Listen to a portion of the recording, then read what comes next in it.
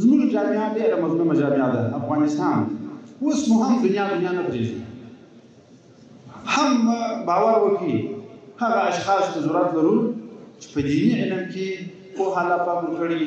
هم هغه اشخاص ته اړتیا لرو چې په عصري علومو کې الله پاک پوهه ورکړي دا مسلمانه جامعه ده دا جامعه مفتي غواړي دا جامعه قاضي غواړي دا جامعه امام غواړي دا جامعه خطیب غواړي دا جامعه امیر غواړي دا جامعه والي غواړي دا جامعه وزیر غواړي دا خو داسې خلک چې په علم باندې سمبال خلک دا کار کوي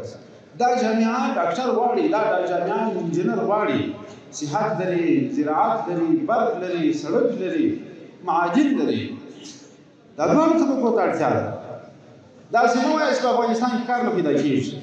په چا کې چې د کار وړتیا وي باور وکړئ چې سبا کار ورته پیدا کېږي داسې پېښ شوې ده زه یو جامعه ته ورغلی یم په جامعه کې مې د مفتیانو څخه امتحان اخیستی دي داسې محصل راباندې پېښ شوی دی چې دا وړتیا یې دومره قابله وه چې بالفعل استاد پر هغه مجلس کې مې ورته وویل چې ته د دغه جامعې استاد یې چې ما چې فارغ شوې بس هلته استاد یې داسې هم پېښېږي چې پوهنتونو کې هم داسې وړتیاوې پیدا شي په شاګردانو کې چې فارغ شي بس ډایرکټ دې استاد شي نو د افغانستان جامعه اړتیا لري تاسو ته ځوانانو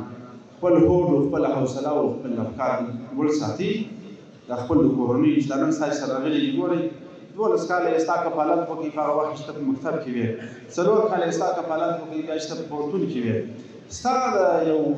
ښه وړتیا په خاطر باندې ستا د ښه لیاقت په خاطر باندې ستا د ښه ځلېدلو په خاطر باندې نن دغه مور پلار تا ته امید لري ستا کورنۍ تا ته امید لري د افغانستان جامعه تا ته امید لري